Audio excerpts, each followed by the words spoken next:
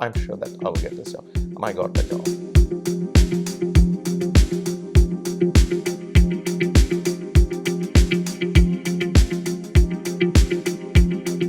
Ajeesh, I want to Yes. thank you for taking this time to be here this morning. Let's start off with, where were you born?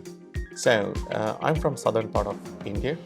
There's a state called Kerala. The name Kerala comes from the coconut trees. In Sanskrit, it's Kera. So Kerala. So in a very small town in Kerala, further south of Kerala, it's called Kollam. It's actually kind of by the beaches, and it's famous for actually kind of cashew nuts. So that's from where it was actually kind of exported to the whole world. Yeah. Really? Yes. From cashew nuts? Cashew nuts, yes. Oh. So growing up there, do you have siblings? I have a younger sister and an older sister. So you're the only boy in the family? I'm the only boy in the family. Well, are boys cherished in India like they are in most of the world?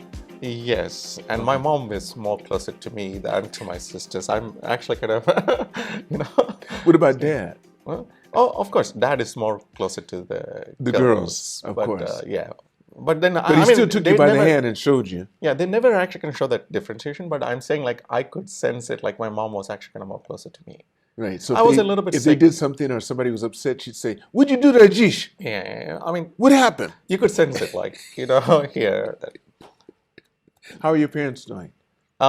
My dad passed away back in 2013. Oh, sorry to hear that, yeah. And my mom is very healthy, and she's by herself, and she's enjoying her life. Yeah. Now, growing up in India, did you stay there most of your adolescent life? Yes, I lived in Kerala till my high school. Okay. After I finished my high school, I moved to Mumbai to live with my aunt. Okay. So, there are not so much job opportunities back in my home state. So why not actually kind of go to Mumbai, which is actually more vibrant cosmopolitan city. So why not actually kind of like be there? If you do your actually kind of uni there, then probably you can get a job easily. That was actually kind of the thought process in sending me there. They sent you. You didn't say, "I want to go to Mumbai." They said, No. "We think we need to send you off so you can get a job and do something." We don't, the funny part in India is that like my age, like it was not only studies, right? That is the only thing that people just look at. They only right? thought about studies. Studies, not too much encouragement to sports. Though I used to play a lot of cricket, Right. but there was not so much encouragement in Doing other playing any stuff sports. like that. Yeah, so it was. I was very good at science. Right. So I have created science projects for my cousins, my friends. Though I would not do it, but I have actually going to help all of them with the science projects, right? So I would build some electronic gadgets kind of thing that's actually kind of made from cardboard boxes and things like that. Then we do the science project. So my friends or my cousins would actually kind of take that and do it. So Really I was very interested in science. So I was passionate.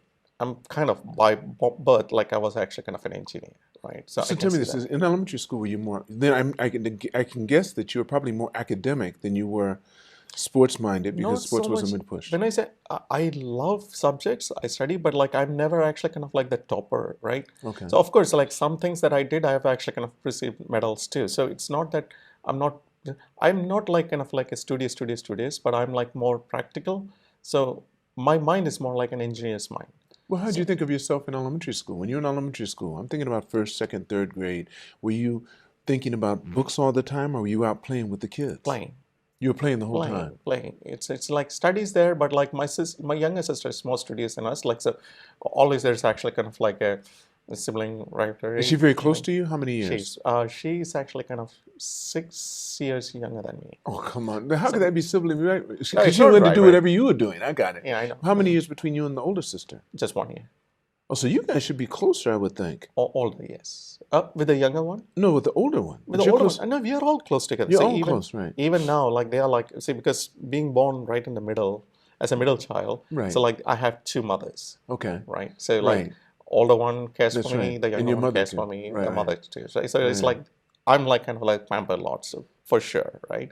But what I say is like, she's actually kind of very good at studies. She was actually Who, the always oldest one? my younger sister. Your younger sister, okay. I mean, my older sister too, Right. but like my younger sister is actually kind of beats both of us. She's really aggressive. yeah. I think it's that the envy we have when we're younger and you're kind of aggressive, which isn't a bad thing. Envy's not a bad thing. I want to reach and get the stuff he can get when she can't. And I want to do this because he's doing it or she's doing it. Yes. That's probably your youngest sister. Younger sister, but she had actually a natural ability. She was very disciplined when she was growing up, like not like us, right? I mean, we both are not that disciplined. We were to come back home and then leave the bags and just run out to play. But she's the one who will actually come back home. She'll take out the stuffs and keep it inside the cupboard, and then actually kind of like go out to play. So there was a clear difference between. Because she had her stuff there so she Yeah. can come back and study it or whatever she had to do. She had to do the homeworks and things like that. She would do it perfectly, right? And she was actually kind of the pet child of the teachers. What is she in the doing school. now? What is she doing now? She wanted to do a medicine. She wanted to be a doctor. And then, I mean, of course, we were not coming from a very high, rich society family.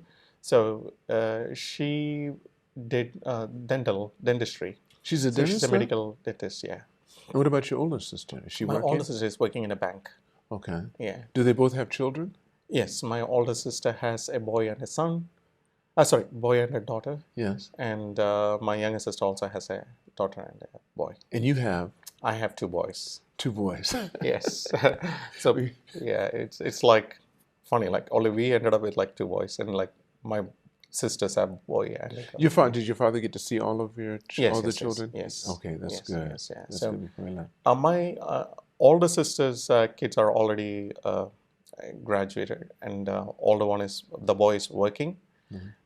He's a computer science grad, and the daughter is actually kind of doing PhD, pursuing PhD in Long Island. Okay. So she's in US. She started this year.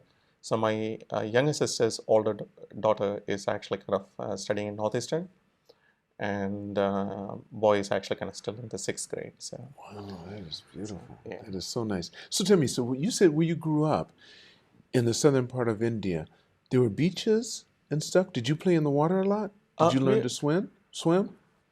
we are very close to the beach, but like a lot of people actually kind of the beaches are dirty by the Oh, things, right, but it's right. not really dirty. Of course, like people are not very cultured and disciplined, so they throw a lot of garbage into the water. Understood, That okay. is one way.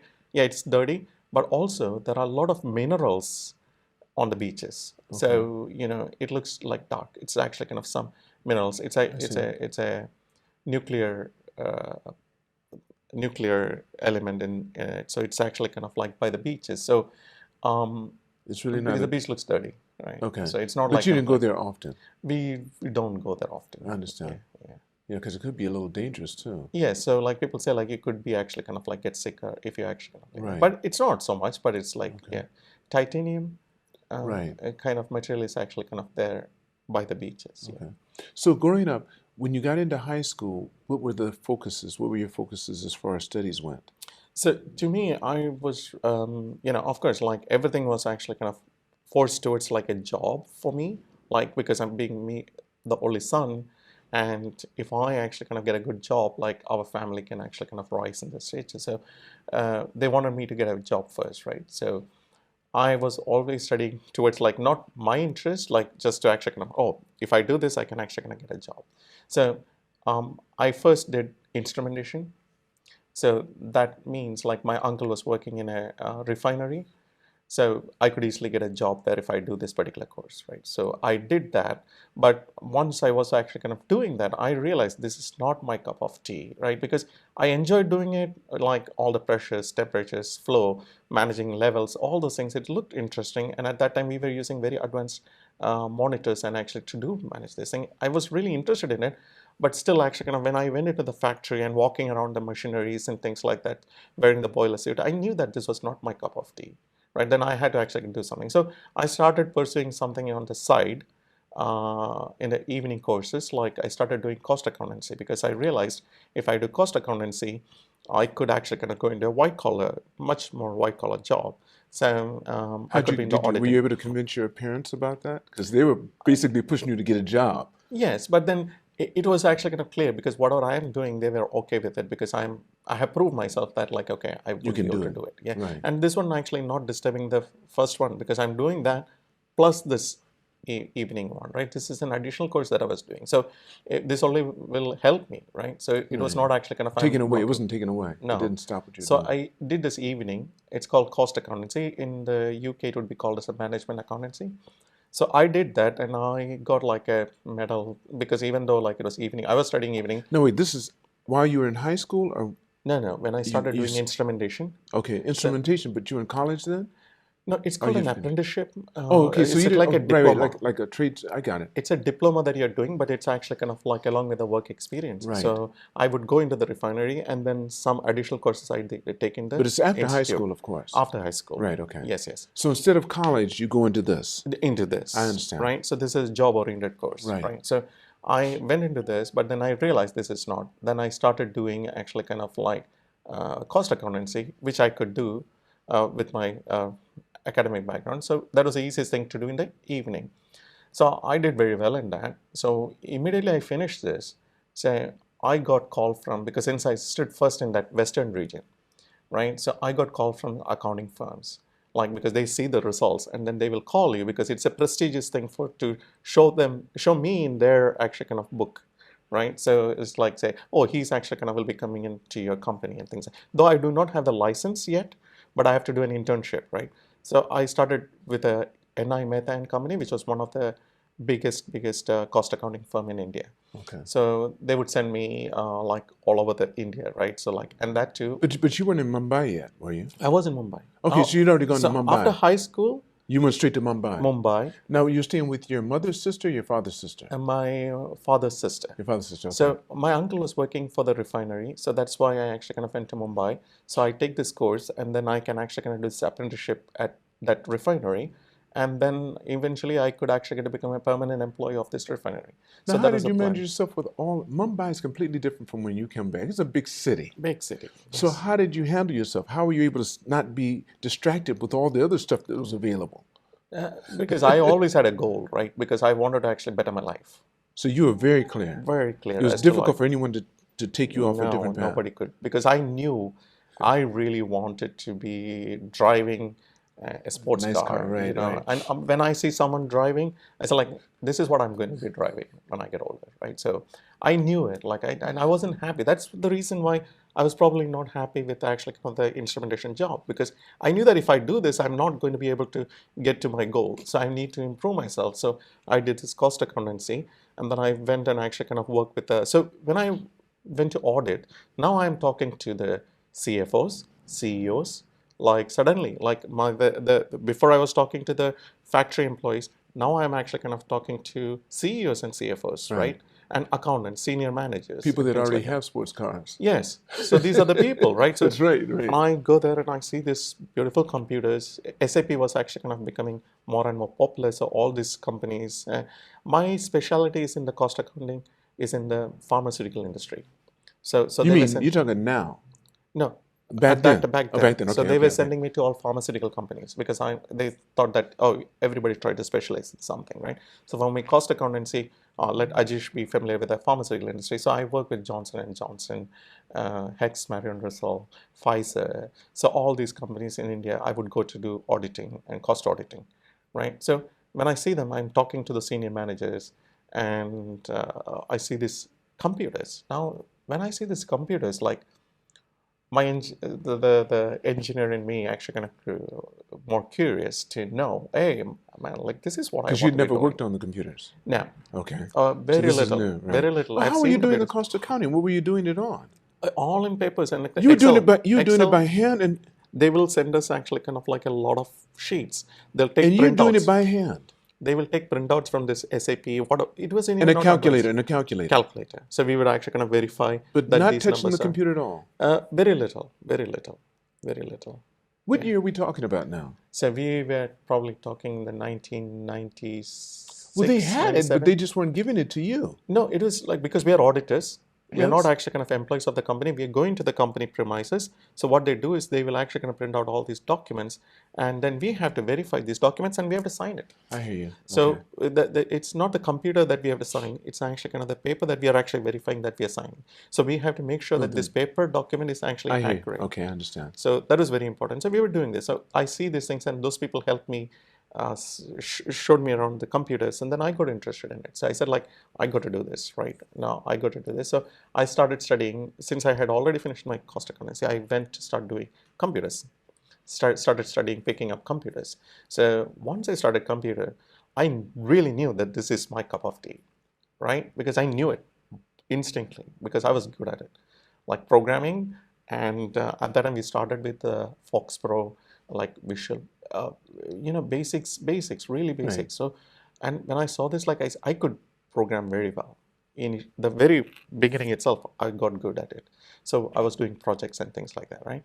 So while I was doing actually kind of this course, I took a 3-year diploma program, which I could do it part-time. I didn't have to like spend a full day. So I took this course to do computers. So because I'm good, like I started actually kind of helping the degree people with their projects. So programs like C. So I started liking C as a program. Okay. So we used to do like small game programs. So Out of C, using out of C, C, yeah, using right. very basic. At that time, we don't have the graphics and things like that, like what we have now. Of course. Initially, there was nothing. So It's like like the ball, making the ball hit the exactly, walls and stuff, hit come walls and back, things ping like pong. You're ping playing pong. ping pong Very or invaders or something like that. exactly. So Yeah. and all those images are so even if you're using images, it's very pre. You can't even actually save the level of games now. You can't compare. Completely different. Yeah. So and there were no physics engines at that time, Right. shadows or lighting, nothing, right? So we were actually kind of programming. So because I was actually kind of good at programming, like C especially, so I started working very hard on C, and I really liked it. And then I realized that cost accountancy I can do if I have to go back to do it. Okay, But so now I want to that'd be your safe place. a Yeah. safe place. But let me actually kind of like pursue to become a game programmer. I wanted to be a game programmer, Okay. right? Because I really enjoyed it. And this is way back in the late 90s, right? So it was only catching up. In India, we didn't have much opportunity at all. Now, because I have the computer background and a cost accountancy background, instrumentation, science background, so like a lot of people are interested in hiring me as a programmer, right? Once I finished it. So like then in 2000, I got interviewed by Goldman Sachs, and I said like for Tokyo to come to Tokyo and work. And the first my thoughts are like, wow, Japan is a place for gaming.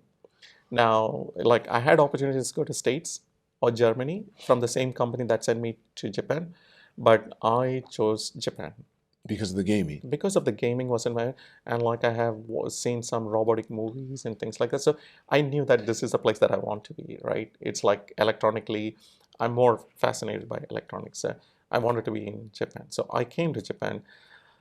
I work with Goldman long hours, right? I come from India. This is my first place outside of India. And then I see this like long hours of working. But what were you And doing? What was your job? so I'm a programmer. Your programmer, I'm a okay. programmer, analyst. How right? many people in your team? So we had 4 people in my team. So I was working for repo desk in the fixed income side. So it was a very small team, right? So they were doing long hours, and that was a government culture, right? So our office was in Arc Hills. Like people had beds under their desk, right? So they would actually kind of sleep there, and then Just to try that's to all. catch up, yeah. Yeah. So, Interesting. but then again, I'm not 100% negative about it because I still remember one time the boss sent out an email saying, um, please, if you finish your work, please switch off the light and go. Because people were just actually burning the lamps just to show that they are busy and working, right? Because I didn't like that culture. But since I came from India first, and then I also have to show that I'm working hard and things like that. So I was also staying, and that stressed me out a little bit. And Japan, You didn't have family or anything? no, just Okay. with myself. And not many people spoke English at that time. And so, and You mean you were one of the only few foreigners in the company? no, there were in your many section? foreigners. But in your section, I mean, you were the no, within the organization, it was okay to speak English. Okay. Right? But when I go out for my social life or That's grocery, what you meant. You're right. No one spoke English, right? yeah, no one That's spoke right. English. So if I had And to you go didn't and speak buy any something, Japanese, right? zero Japanese, and I don't even understand konnichiwa, right? So I mean, that's a risk I took. I How old have were you no at this idea. time? Were you in your 20s, right? I'm in my early 20s. Right? Okay. So when I came here, so like nobody. If I have to go to a grocery store and buy, I would just point to this thing. And hope it's the right kind of food you're trying to get. But they were very nice people. Right, of course they The are. Japanese people were so nice that they would actually kind of like come, if they're in the register, they will come out and actually kind of bring me to the place and they'll show, and then they'll ask me, is this, I mean, they can't speak, but like they'll touch and show. And I'll say, yes, this is what I'm looking for. So that I would get it. Then they were very helpful. So it helped. But after 4 months, like I was getting really tired. Like basically, if this is the kind of things I'm not enjoying it, and I'm actually kind of in finance, I want to be a game programmer, I don't get to do that. So what am I actually kind of doing, right? Is this the right thing? But the money is good, right? Money is not bad, it's good. Right. It's much better than And you're actually, staying right here in Akasaka. Where were you living? I was actually kind of living in, what is that place? Oimachi, that area? Oimachi, a little ways away. Little away. So, Yeah, so you had to I do mean, the train too, yeah. I had to take the train. That was not a problem because the Right. train is fascinating. It's all good. Commute was not a problem at all, right? It's good connected railways. So, but problem was actually kind of like not. A lot of people would go out for socializing. I wasn't drinking alcohol at that time. So even if I don't feel comfortable going out and things like that. So, and I don't speak Japanese. It was actually stressing me out a little bit because you can imagine coming in a new environment, stressing. But then I decided, like, I will go back to India. Now I have to do something else. I have to think about something else and replan it. You were right? thinking actually to go back to India? To go back, right? Okay, so Or what some other happened? opportunity. What happened then? Right? Then when I mentioned this, like my team people, they didn't realize that I was going through this problem, but they became a little bit more extra cautious and they put me at ease. Like they made my life easier. They didn't realize what I was going through at that time because I was never expressive. I was just actually keeping everything to myself. I wasn't telling them. So they realized it, and then they started actually kind of bringing me out. They started showing me around, and then in the next 6 months, I changed my mind from going back to India to that I'm never going back. Right? I'm not going out of Japan. So I made my mind They that made within the 6 months because they put an extra effort. And they showed you what you were missing, the what I stuff that was you didn't know was available. Yeah. Exactly.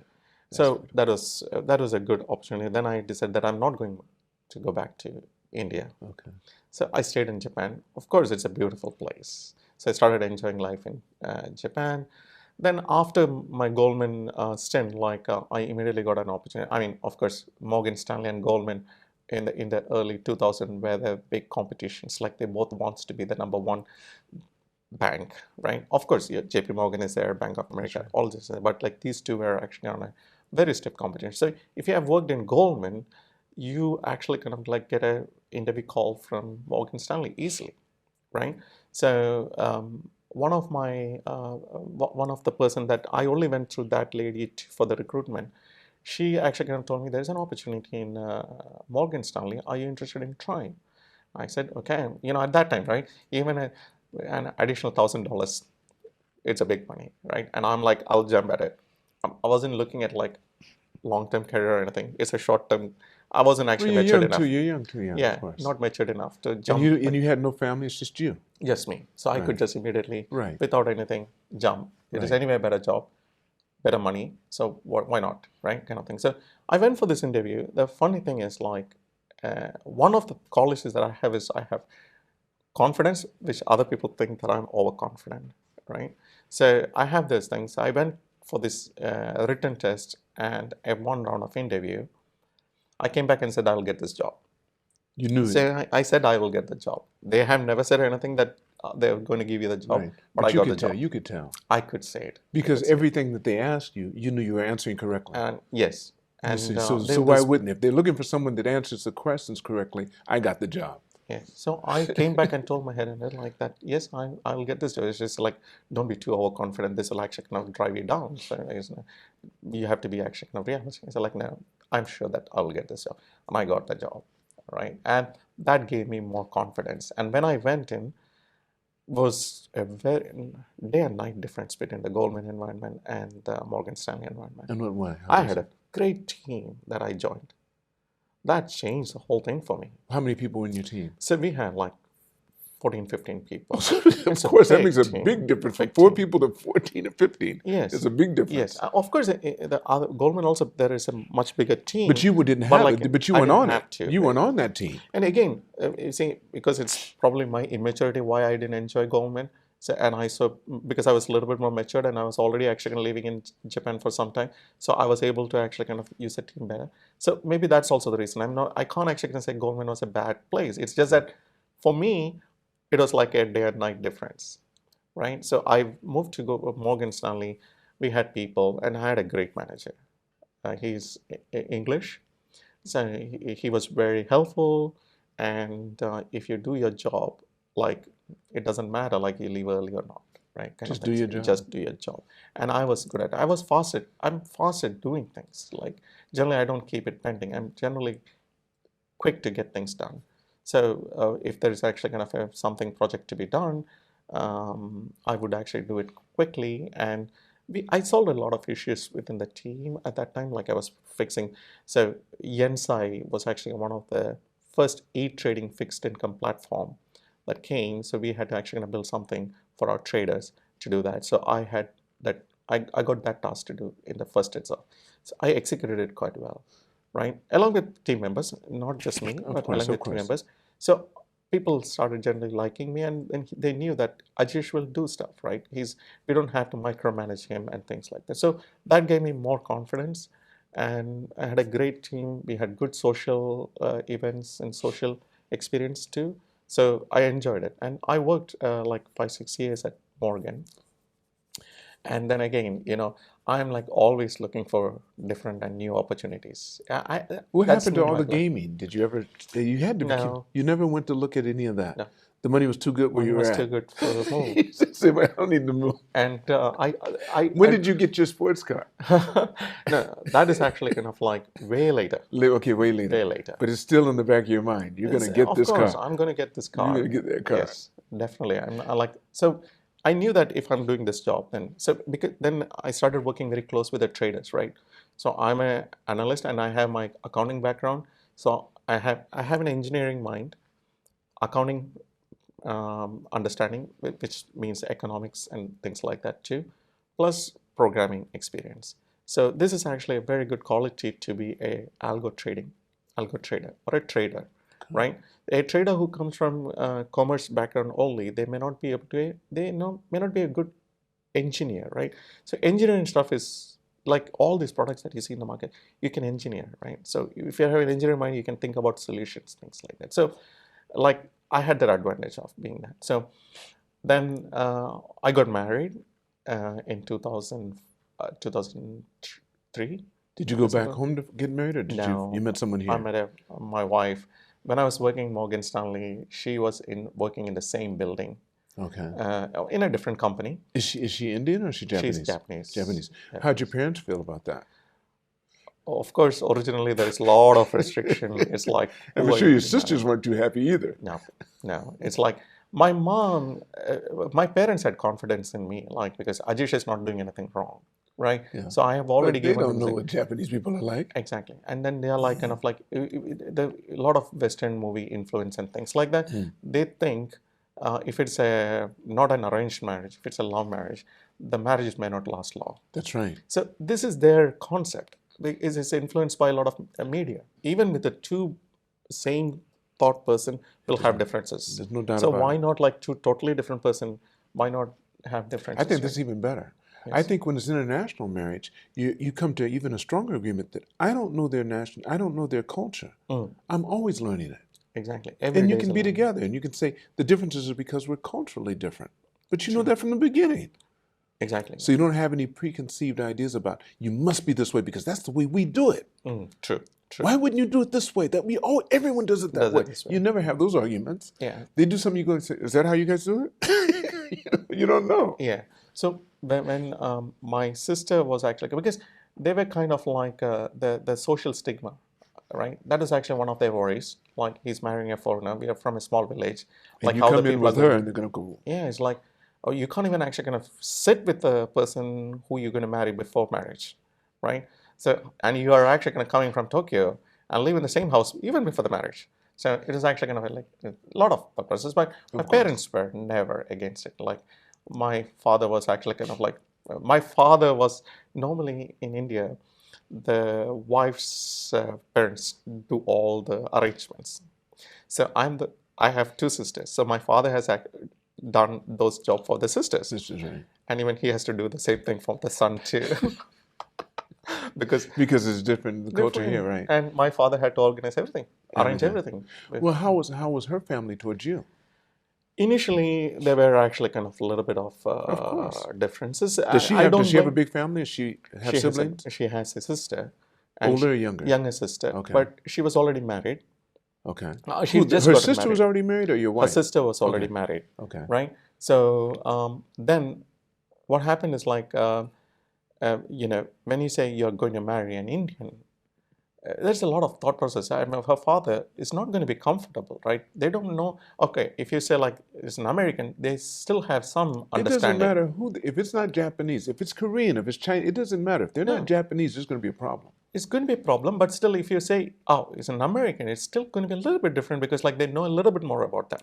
Okay. Not so much about India because people don't. That's true. So I'm not blaming her parents because he has a right to think good of for his daughter, right? Of course. So initially he was a little bit against. Then luckily the youngest sister had a son at around the same time, so that's his environment was actually a very little distraction, happy environment kind of thing. So I kind of went and meet them.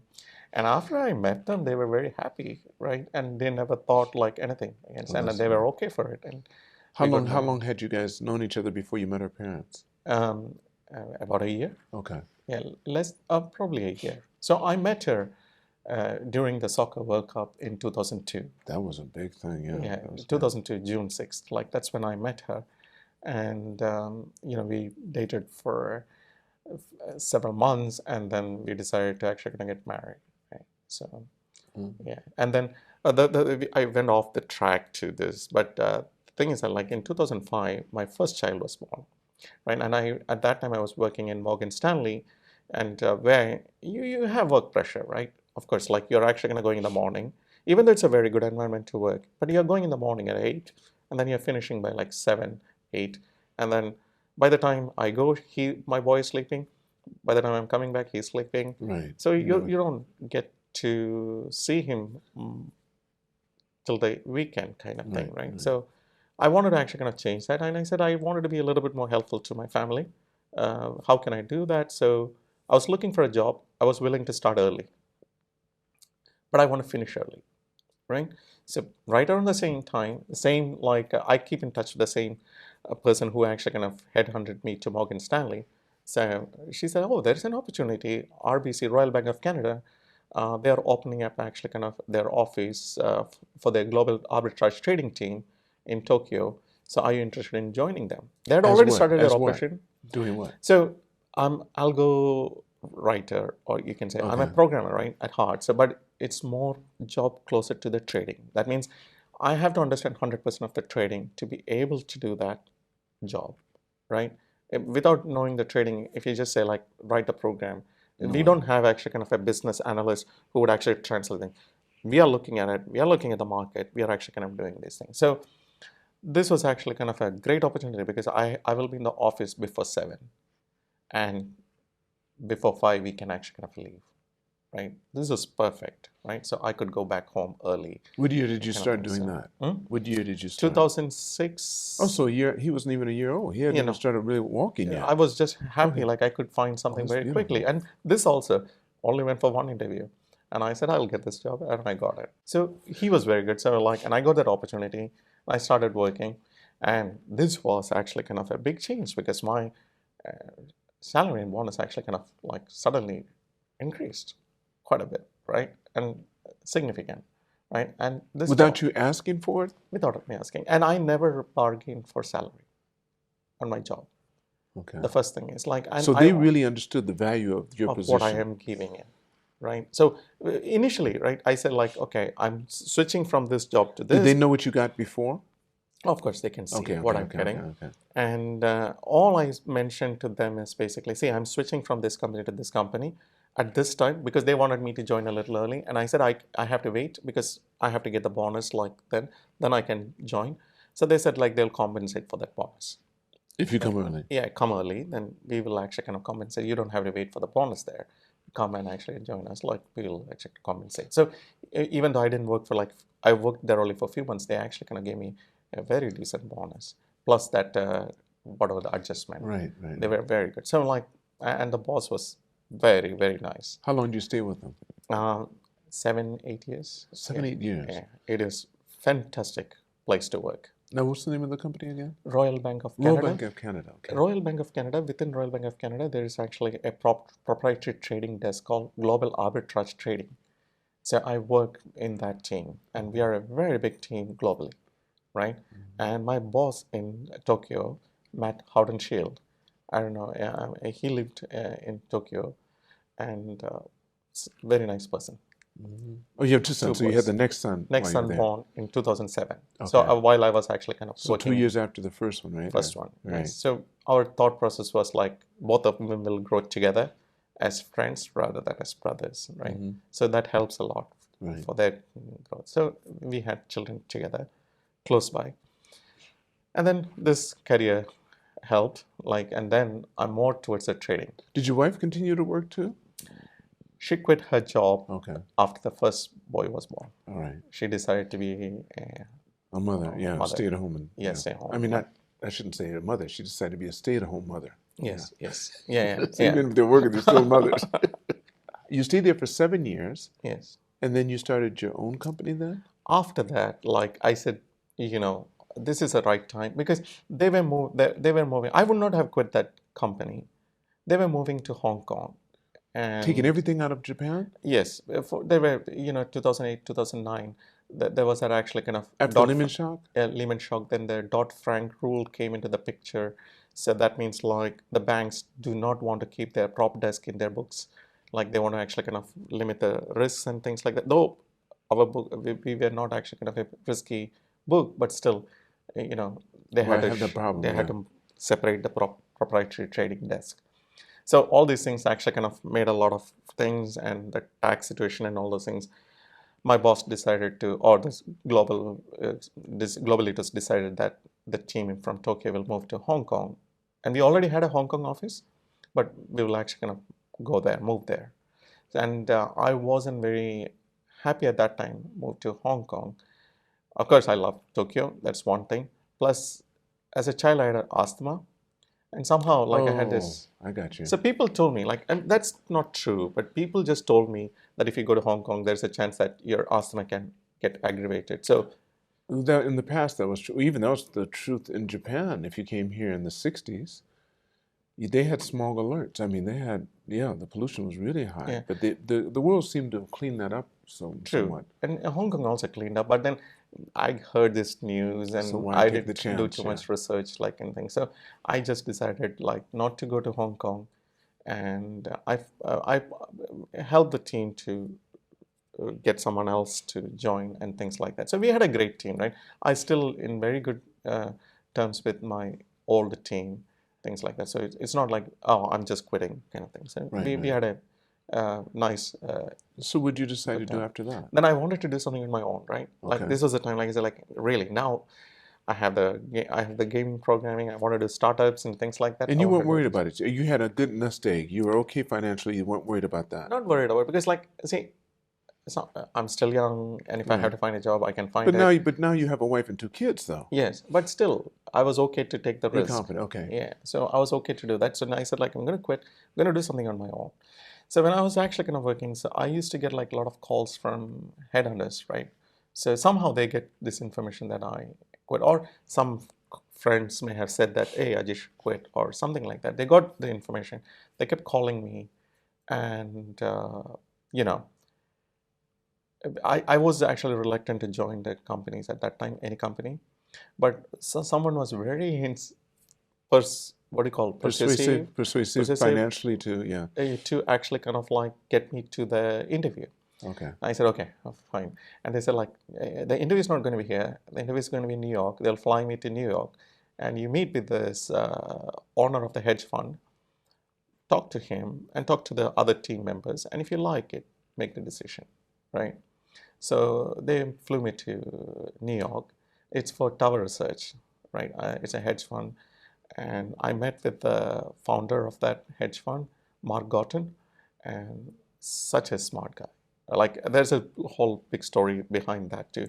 And he's a founder of the Lime software. I don't know, the peer-to-peer I know file if you have to sharing look on is there. very old, like Right. dating back, right? So he's genius, another genius. So when I see these people, I get motivated to work with them because, like, if I work for them, I'm going to learn something Of course. for sure, right? So I was impressed. I got an offer from them, and this was for Singapore. So I joined them, and I still have this like startup idea behind. And I had some. I worked in Singapore for a year and a half to two. Then I had some family medical reasons to come back to Tokyo.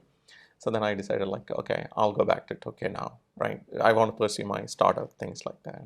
So you worked with them for 2 years. I worked for Tower Research in Okay, 2 years, and they had great technology. I met a lot of nice people. I enhanced my trading ability. Now I'm actually kind of more. I mean, I have more ammunition, Okay, I right? got So you. now I have more Right. More confidence, tools in your tools in toolbox. my toolbox. So now I came back and I said, now I'm going to do my startup. And I had a friend of mine who was head of compliance at Citibank. He also quit, and we both actually said like, we're going to do it now, right? So we started a firm called Smart Transfer. So it is like similar to Wise or TransferWise What year at was that this? time. What year was this? This is back in 2013. 2013. Okay. 13. So like we started this startup for micropayments. At that time, there was no PayPay. There was no all these kind of things. This is way before, right? Like kind of things. And our product was really superior quality. We were actually kind of based out of Hong Kong. We were not physically based out of Hong Kong, but the company was incorporated in Hong Kong. My friend was actually kind of co-founder was actually kind of in Hong Kong. So I was in India because at that time when I decided like I'm going to quit Tower, so I decided like my kids also just in the middle school, so why not? This is the best time for me to take them to India and actually spend a couple of quality years in India, so that my kids can see what India is like. Because I'm from India, so Right. they should know Right. a bit about India. So because But they have where lived in there, like Mumbai? no, I went to Bangalore because Bangalore Bangalore. is more Okay. tech hub, and Right. also it's a cosmopolitan city. Right. So my wife can easily adjust in, and the kids will have there are some great schools, so they will blend in very well, and it won't be a very tough task for them if it is Bangalore. So we decided to move to Bangalore. So I started my startup.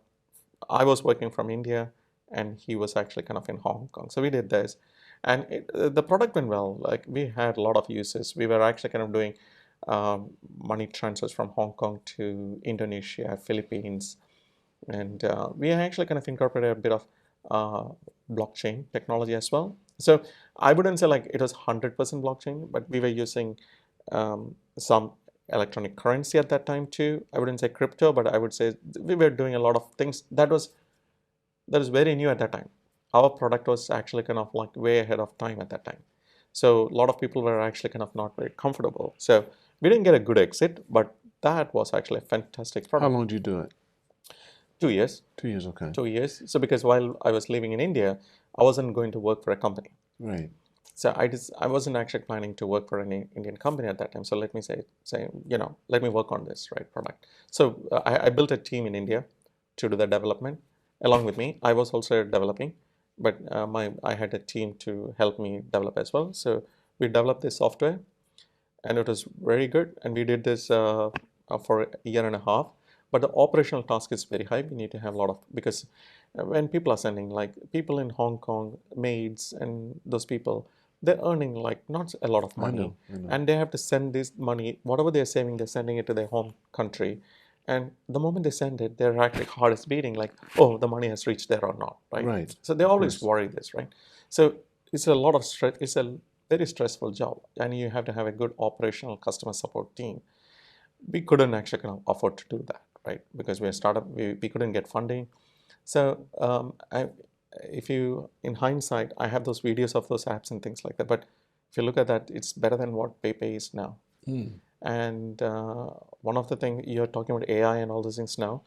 At that time, we integrated our application with Messenger, Line, um Telegram, all these messenger apps. So then that means you can link my app with this line, and then if you want to say like, hey, send money to Lance, so it'll ask like, oh, I have like 3 Lance in my phone, so which Lance? It will show me the phone numbers, and I say, hey, this one. I select this.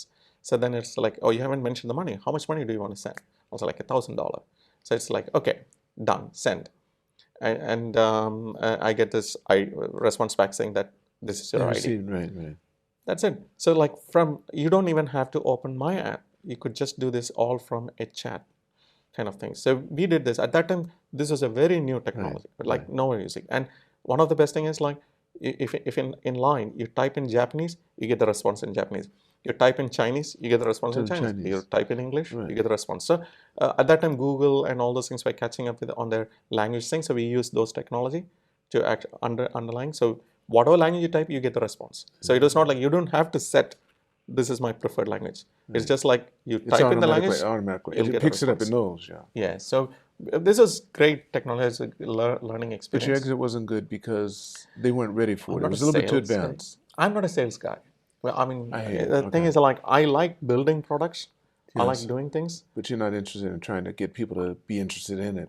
They have to already know. Or I can talk about technology behind it and things like that. So but sell them and get them convinced. Convinced to invest money and things like that. I'm not the person. You're not comfortable with that, right? Yes. So there are people who are actually kind of good at it, right? Yeah, but I'm good at that. Yeah. What are you doing now? So so after that, I decided to come back to Tokyo because my kids also wanted to come back to Tokyo after 2 years, a year and a half to 2 in India. So my kids wanted to come back to Tokyo. They missed Tokyo, and they missed Tokyo food more, right? So they said they wanted to come back. So when I'm coming back, right now, if you have to actually kind of like even rent a house, you need to have a job, because it doesn't matter what money. It's like in they Japan, want to see the income. So it's very important to have a job. So if it's a nice home, if you're trying to get a nice home, a nice apartment. Yes. So luckily, a friend of mine was a CEO at SBI. So he said, like, Ajeesh, why don't you come and work for me, right? So at that time, again, I like new technologies and things like that. I was already into blockchain and crypto technology, and SBI was actually kind of into those areas too. So I was a right fit. So I had the trading experience. I built a team for market making and things like that too. So I worked with a Japanese SBI for a couple of years. I mean, I have the entrepreneurial thing. And while I was working in SBI itself, I had a company which I set up before, right, back in 2013. Mm-hmm. So the company name is written as AIKNOW, right? But it's pronounced as I know. Okay. Right? But it's written as AIKNOW, right? So at that time itself, I was actually kind of knew that the next wave is, or the next thing is artificial intelligence.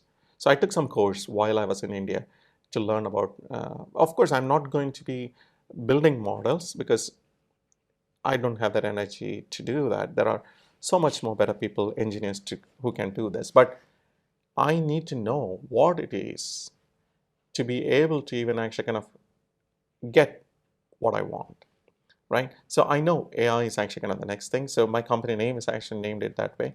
So I wanted to focus on AI too. So that's that company. Within SBI, I work with a team to build a product. So that's when the Corona hit.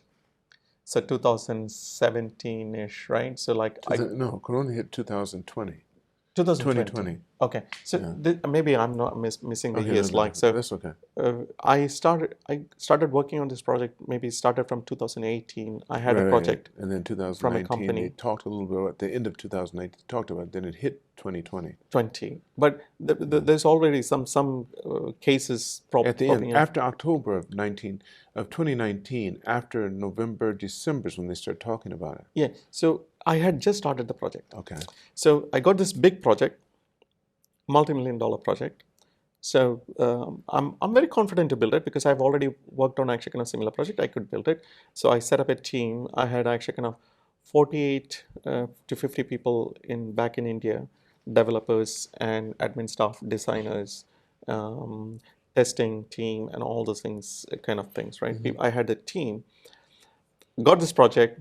I went back to India. I used to frequently go to India at that time. So, and I actually educated the whole team about this is a project, and there are key people who are actually kind of going to be doing all these things. Then come Corona, right? And I was here. I only like periodically, right? Because I'm still working here. So I had to be in Japan.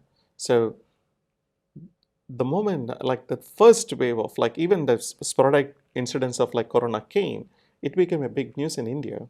And like the parents were like saying like, oh, because all the people working in my team were like young people, they're like, parents were like, leave the job, come back.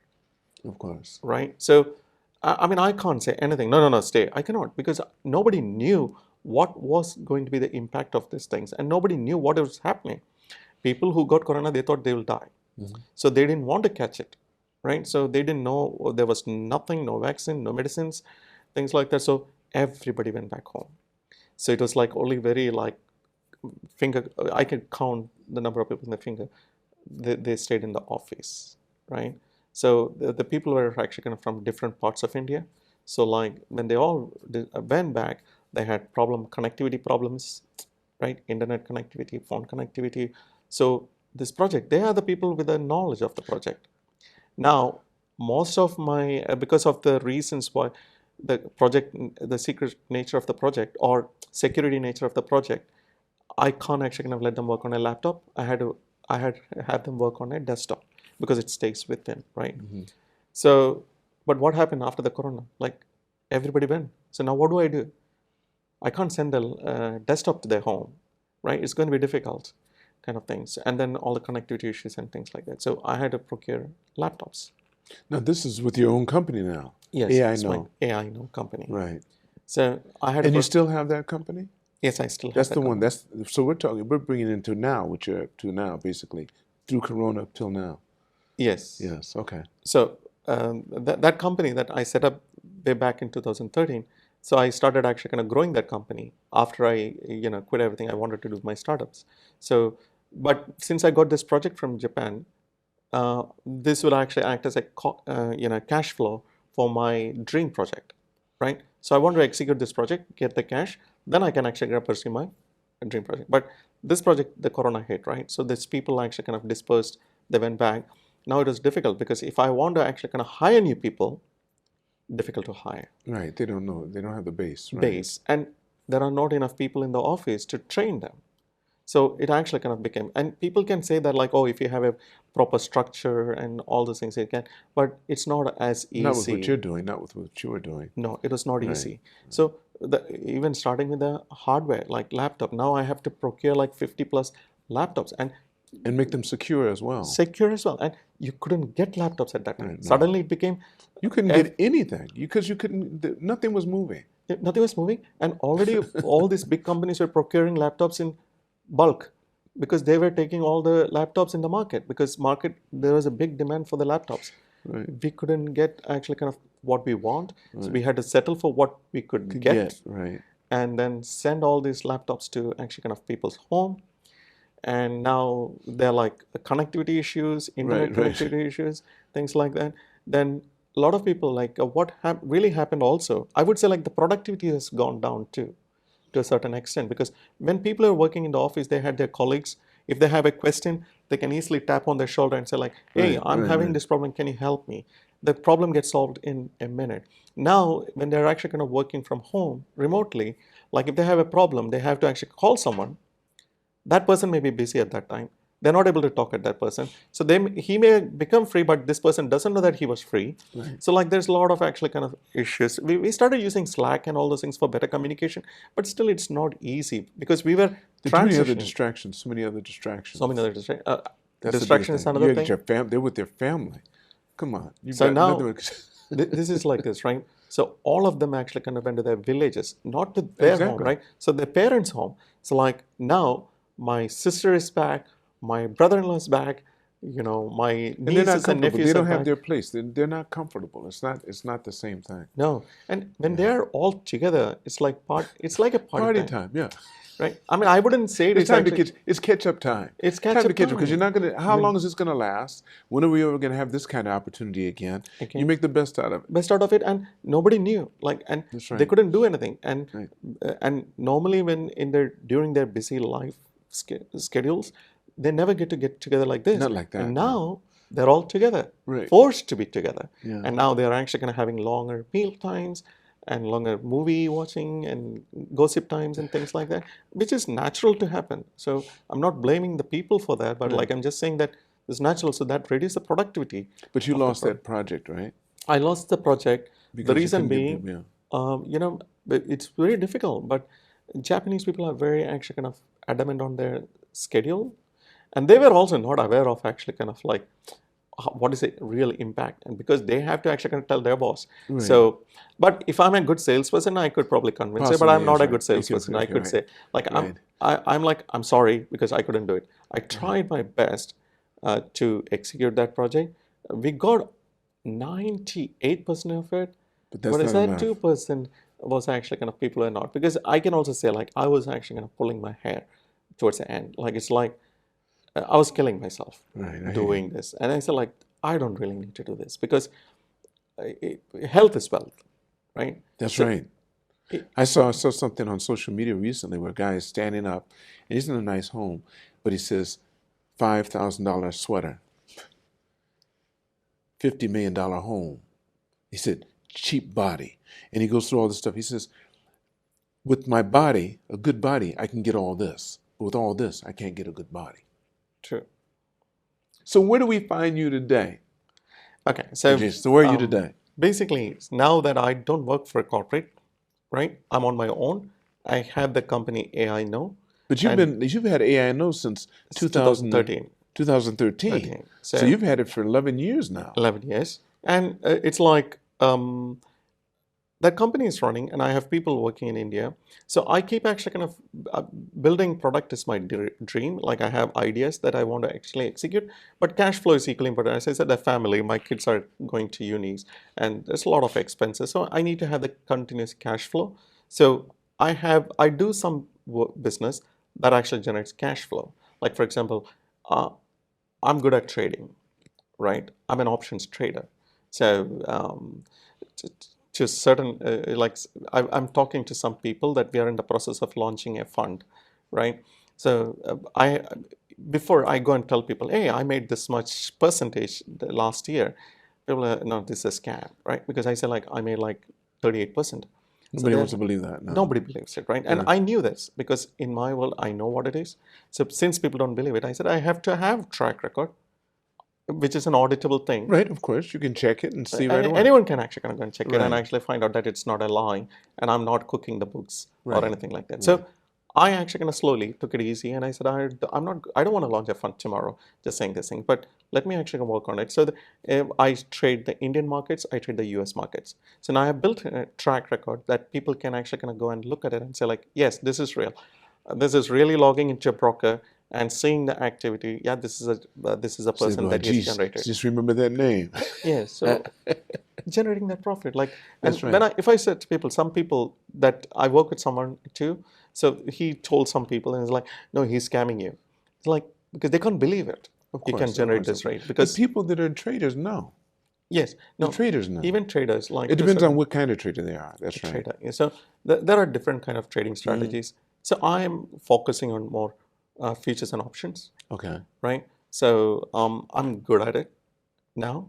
After several years of experience, like all my years is actually in finance, right? So I kind of understand a lot of things, and I understand risk a lot. A lot of people lose money because they do not have good risk management. So people, if I tell me this, this is a strategy that I do. The strategy looks so simple. That I can do too. Yes, you can do too. A lot of people can do too. But the only reason is like people get greedy and overdo it, and they don't actually. Sometimes it is actually kind of important to cut the losses and call it a day because you can trade tomorrow too, That's right. right? You don't have to try and make all the money today, That's right. right? Okay, you want to sleep today better? That's right. Cut the Cut the positions, sleep better. good. Do it tomorrow. Right. Like you always have tomorrow. The Financial market will be here forever. That's right. I'll be dead long before that market is going to be dead, right? So, And you plan on living a long time. yeah, true. So I don't have to rush. That's good. I'm not greedy. I take small. Business. So that's my cash flow business. Right. So along with that, I'm building a product too. Right. Of So course. I'm in the process of like building. I'm passionate about AI, Oh, what? artificial intelligence. Artificial, AI. okay, yeah, So yeah. I'm interested in AI. So I have to build a product that's actually kind of. So I'm working with someone to actually kind of learn more about. I'll come up with an AI product probably next year. That's in the plan. And other than that, like fund is one thing that I plan to launch soon. That's Along nice. with that, so that has to be because there's a lot of regulations and cost associated with it. Because if I start right now, I trade with my own money, right? So when I start taking money from Other people, outside then you have people, different then there has to accountability, be right? accountability, and Right. it has to be segregated account. So one thing that I learned is like keep it very clean. You will be able to sleep Isn't it? better. Only thing that I found it difficult here is the language part of because even though I lived this long in Japan, I never bothered to study, But you read don't and need write. to. You Yeah, need to because I have- worked in an environment But you don't need to. You need to have people that you trust to do. do that. And even now, you don't even need that. You have Chat GPT. ChatGPT. You can find any. I don't care what document they have. Scan it and put it in there, and use DeepL, and you'll know what it says. Yes. Ajeesh, before I end the podcast, there's a question I always like to ask. If you could magically go back in time and meet the younger Ajeesh and give him advice, what advice would you give him, and how old would you be when you got this advice? Yeah, I mean, really good question because I always think about it and what I would change. It's better for even the young generation to think like that now is be financially free early. What age? Financial What age would you have independence. told yourself that? So I would suggest like by in your 30s, like early 30s, try and be financially independent. That will give you whatever career you choose, it'll give you success. Because when you actually kind of running paycheck to paycheck, that limits your ability. Even if you're actually kind of very talented and motivated to do a lot more things, but you're still limited in doing just in that company because whatever the company is, you have to do it because you're actually kind of waiting for that paycheck. But if you have financial freedom, then that happens. You can follow your dreams. You can actually kind of start to do. You can express like within the same company. You can actually produce even better because sometimes you're limited thinking that if I do these things, something will go bad and then I will lose my job. Things like that. So it will make you a little bit more productive if you have that financial. So if I could actually kind of go back, I would have managed my finance a little bit more better to be financially independent earlier. That would be the only change that I make. Yeah, I'm okay. I lost the dream of becoming a game programmer. That's okay for You me. haven't lost it. It's not gone anywhere. It's Where not would the going dream go? If you wanted to do it, why not do it? I started playing the sax when I was 70. What are you talking about? No, it's not that. I don't have the same energy to Okay, you're not. club, right? Or In that interest, I thing. guess, Because or- there is a lot more other interest that is actually Okay. kind of taken precedence over that. Now, artificial intelligence, virtual reality. I mean, I don't know whether you've heard this. You have probably heard this from several people. So when I was young, it was Web 1.0. So we migrated from 1.0 to Web 2.0. That was a big change that happened. So, we had actually a bottleneck. Bandwidth was the bottleneck. So there were a lot of companies that came in and solved that problem. Now we have gigs and gigs of bandwidth lying around at home, right? We can transfer the data so quickly, no problem. So we solved that. Suddenly Web 2.0 became a big thing. So now you see like YouTube, sports live streaming and streaming services, OTT platforms and things like that. It became successful because that we solved that bandwidth problem. Now we are actually kind of moving from Web 2.0 to Web 3.0. So when we are actually kind of moving to Web 3.0, the real bottleneck right now to make this transition is the processing power, right? So we do not have it. So like that's why if you look at NVIDIA, all these chip companies are actually suddenly booming. The reason is like that's our bottleneck. We have to actually kind of solve this problem. So a lot of companies will actually start coming there in this space, work on it.